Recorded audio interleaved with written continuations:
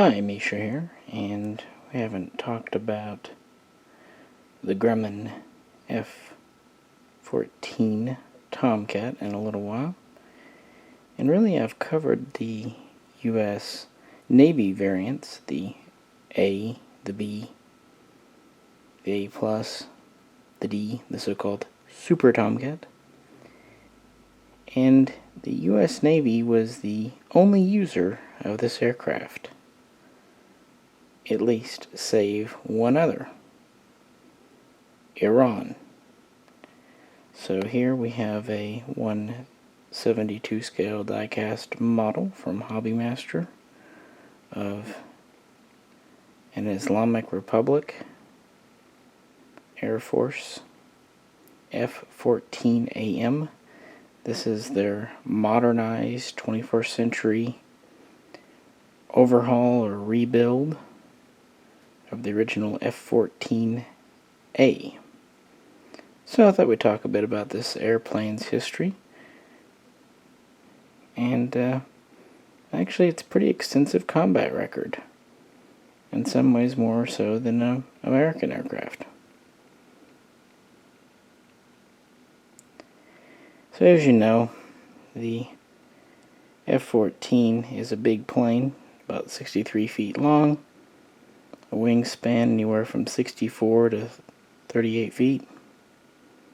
It was built to be an interceptor, so quite long range. It had a maximum speed of about Mach 2.3, max ceiling of about 50,000 feet, crew of 2, pilot and Rio in the back. It had a very advanced radar for its day and time, and it was designed to carry several different types of air-to-air missiles, most notably the AIM-54 Phoenix, as well as the AIM-7 Sparrow, and of course the good old AIM-9 Sidewinder. And learning lessons from Vietnam, she also had a 20mm cannon. And this was an outgrowth and really came to be because of the failure of the F-111, later known as the Aardvark. And had a pretty interesting and pretty accelerated development. From original concept to first test flight in 1970, it was under 2 years. And she was ready for full production by 1973 and went into U.S. Navy service as their primary shipboard fleet protection interceptor in September of 1974. The U.S. Marines also considered the Tomcat, wanting to replace their aging F-4 Phantoms, but in the end did not. And again, no other foreign user would adopt these. Honestly, would even probably have a Grumman allowed to sell them, except for Iran. Of the 712 built total of F-14s, 80 were built specifically for what was at the time the Imperial Iranian Air Force. So what happened? It's quite an interesting story. Well, that is at least interesting for me. I hope it's interesting for you. If not, I don't know. I'm sure there's a reality show you can go watch. In 1970, the Soviet Air Force, along with its allies, had been flying reconnaissance flights around and even over Iranian territory. And the newest aircraft doing this was the MiG-25, which caused Iran great concern. At this time, during the reign of the Shah, Iran was an ally of the West.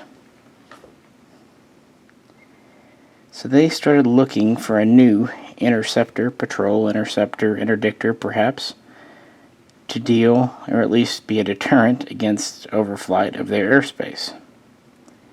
Well, in 1972, Richard Nixon, President Tricky Dick, visited the Shah,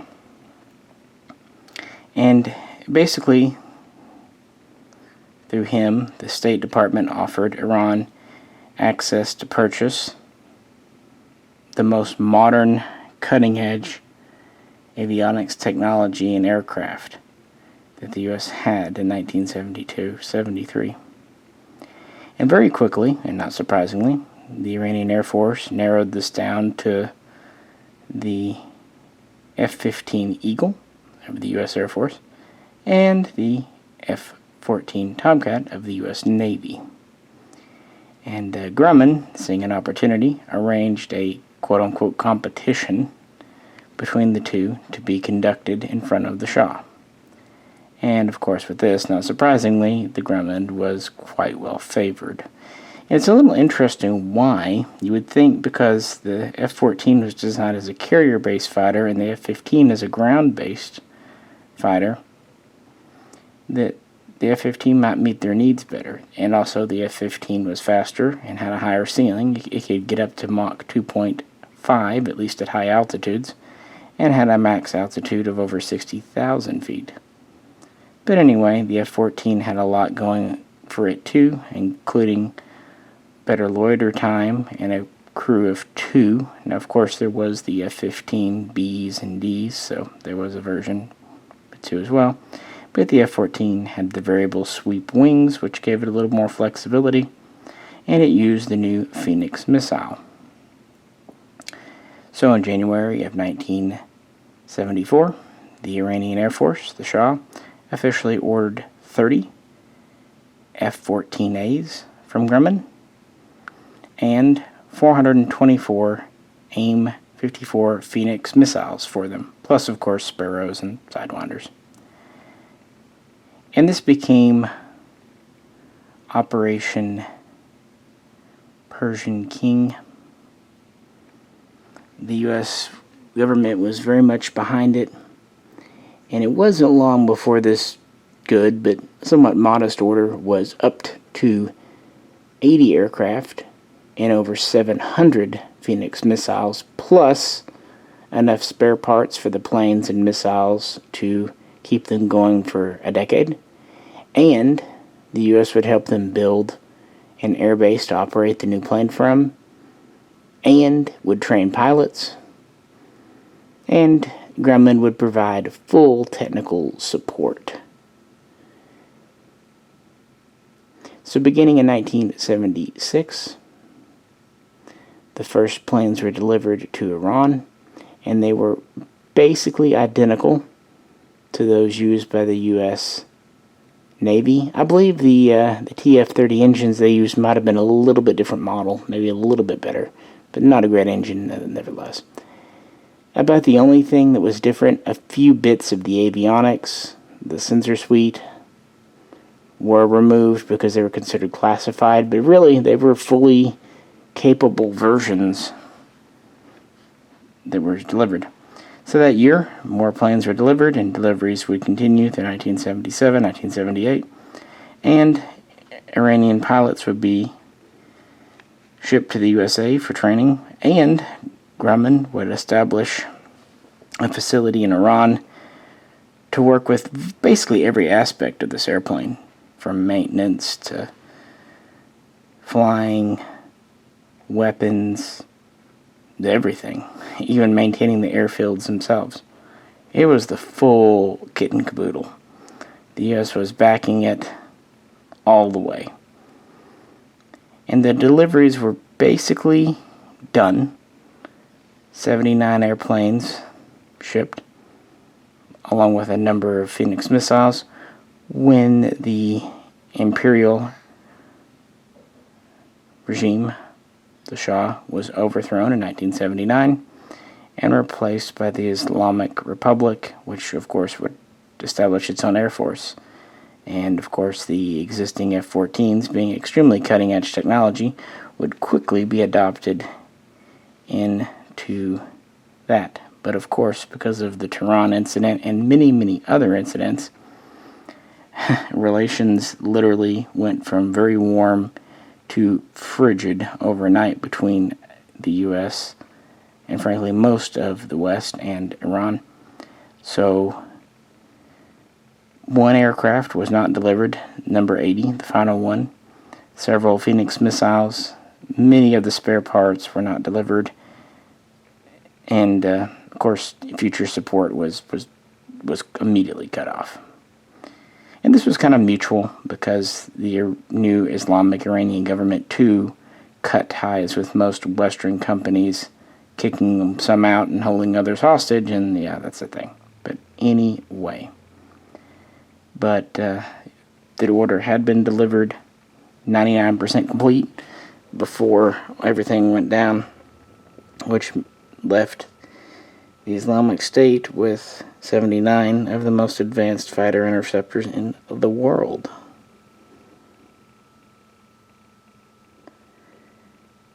And then the Iraq War began. The Iraq-Iranian War in 1980. There are some nice Tomcat models in 172. Century Wings comes to mind. Caliber also makes some. But I like the Hobbymaster. Good cross between price and features. For example, the wings move and they're geared together, so if you move one, the other one stays in time with it. Also, the tail horizontals move up and down, or angle up and down, I really should say. The cockpit hinges open.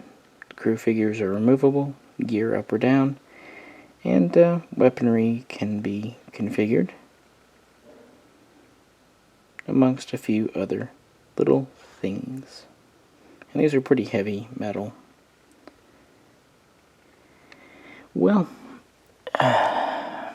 in 1980, the Iran-Iraq War began, and actually the first Iranian Air Force victory was, not surprisingly, with the F-14, when they shot down a Soviet-made Mil Mi-25 helicopter, which is a Hind variant, flown by Iraq.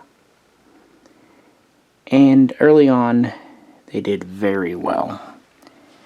At least 50 Iraqi aircraft were shot down by F-14s flown by the Iranians. And the only casualty, one F-14, was damaged by essentially an exploding MiG. But the pilot was safe, and I believe the aircraft was recovered and put back in service. The first F-14 to be shot down came in December 1980, so at the end of the year, by an Iraqi MiG-21 Biz, which is actually the only confirmed case of a 21 ever shooting down an F-14 in history. But nevertheless, the Iranian F-14s continued to dominate. They were used to provide forward air support, targeting, helping older Iranian aircraft. They were also used to patrol and protect sensitive Iranian installations and oil field, oil refineries, and just basically to be a deterrent, to kind of chase the Iraqis away when they would come around. By 1982, they started to take more of an active combat role, being more frontline, but even then they were still kind of kept as the big guns. But in the middle part of the war, 82, 86, they were taking more of an active thing. In 1984, another F-14 was shot down, this time by a MiG-23ML, using an R-60 Russian missile. And they continue to have several good victories over various Iraqi aircraft, including Sukhoi Su-22s, MiG-25s, a few more helicopters and other airplanes. So by 1987, Iraq was hurting in this venue, which led them to turn to France. The following year, they would acquire some Mirage F-1s, along with their magic missiles. And this did give them an aircraft at least capable of going up against the Tomcats of Iran.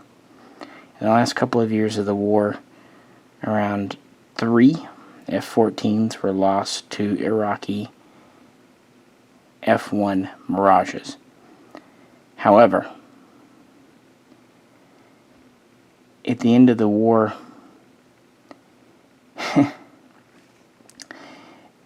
Iranian pilots were credited with shooting down no fewer than 160 Iraqi aircraft, planes, and helicopters. And of those, a good chunk were MiG-21s and MiG-23s, but over 30 were Mirage F-1s. So around 3 F-14s to around 33 F-1s gives a kill ratio of 1 to 10, 1 to 11.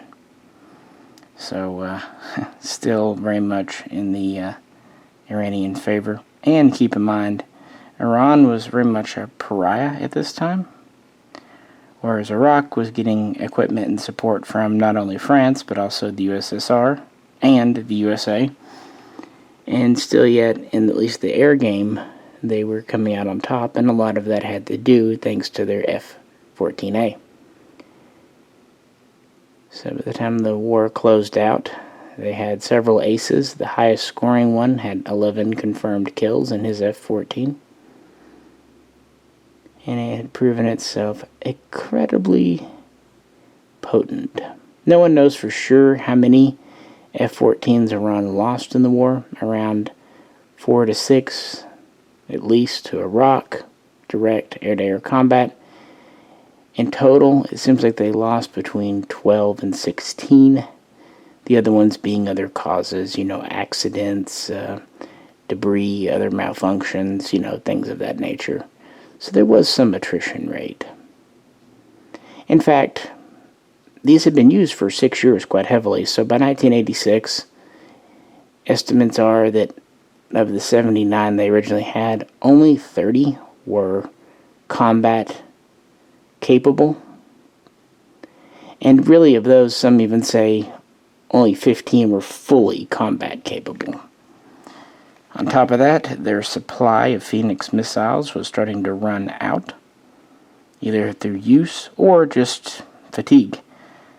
Missiles, just like airframes, have a life expectancy. Even if you don't fire them, if you fly them enough, they will eventually just tire out. And without the support from America, the aircraft were starting to just wear out. Some of them were a decade old, and more importantly, like I said, they saw quite a bit of heavy use during a very intense and sometimes very dirty war. So,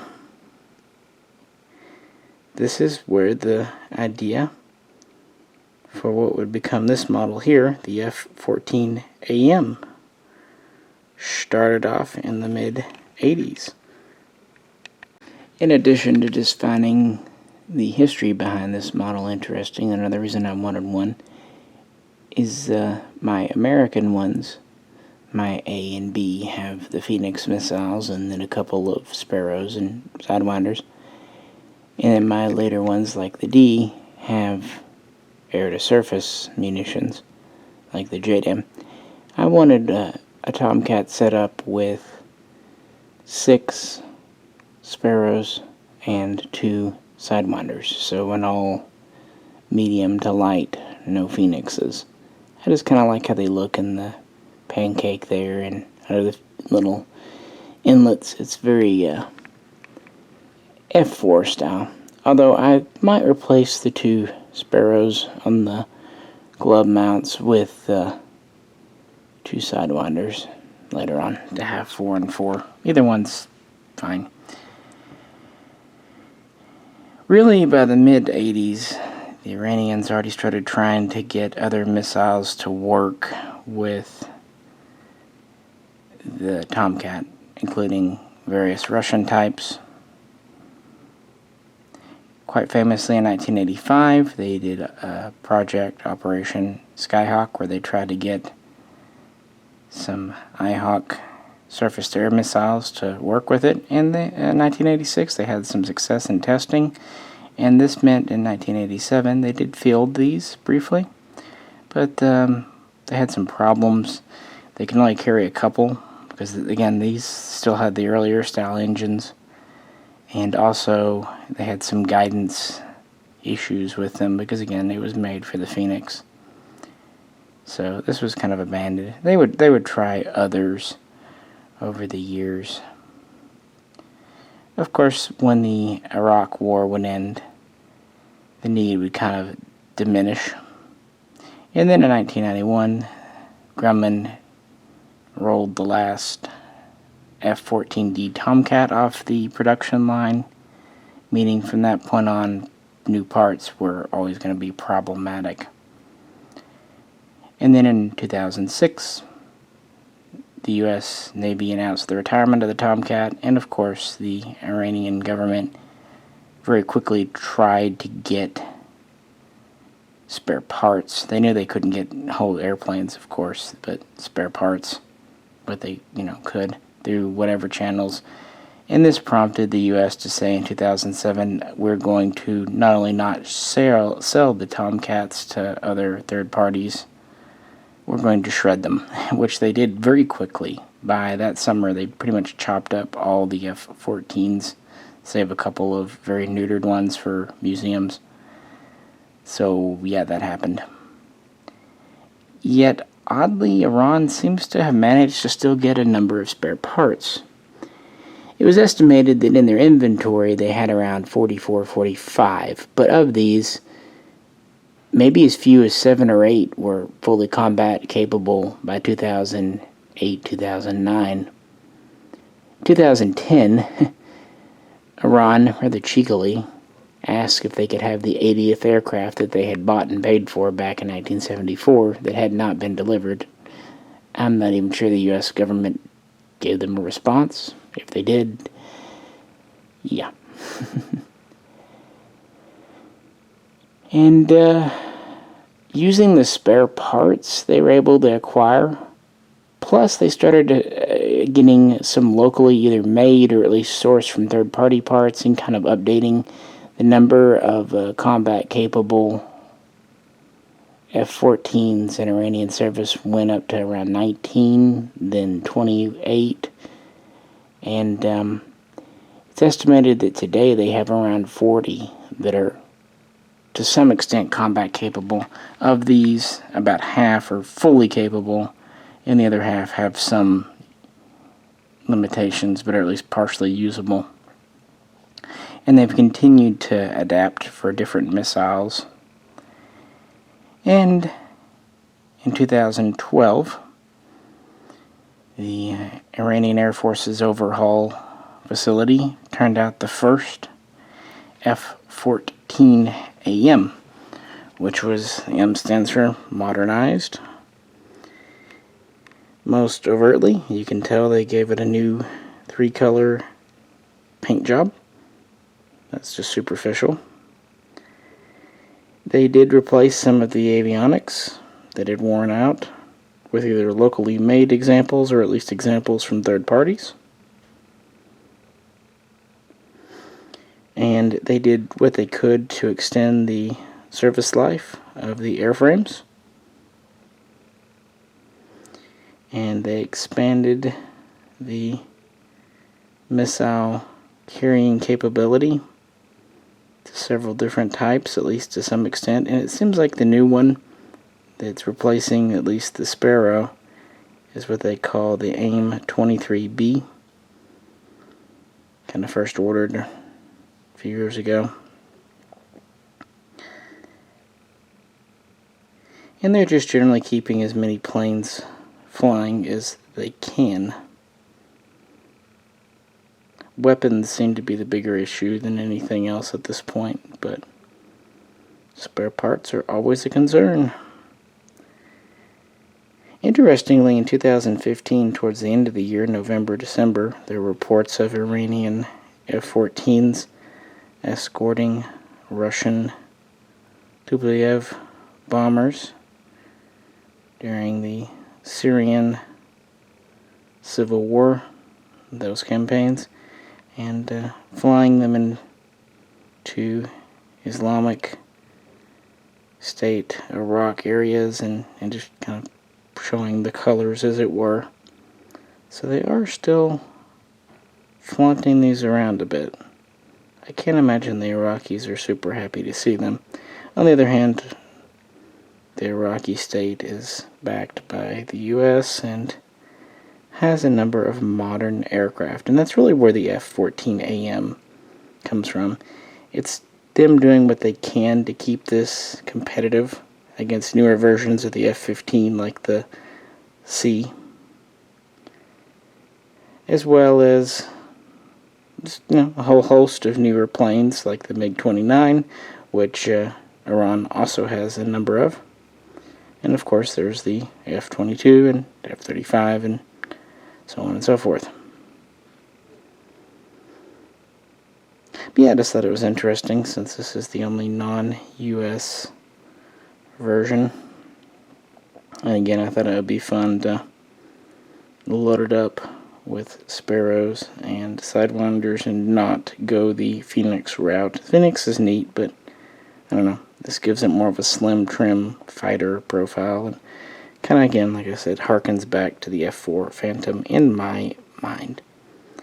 So yeah, haven't done a video in a while on the Tomcat, and this seems as good a time as any. What do you think? With that, I believe I will let you go. If you have any questions or comments, please do post them, and as always, if you could, like, share, and subscribe.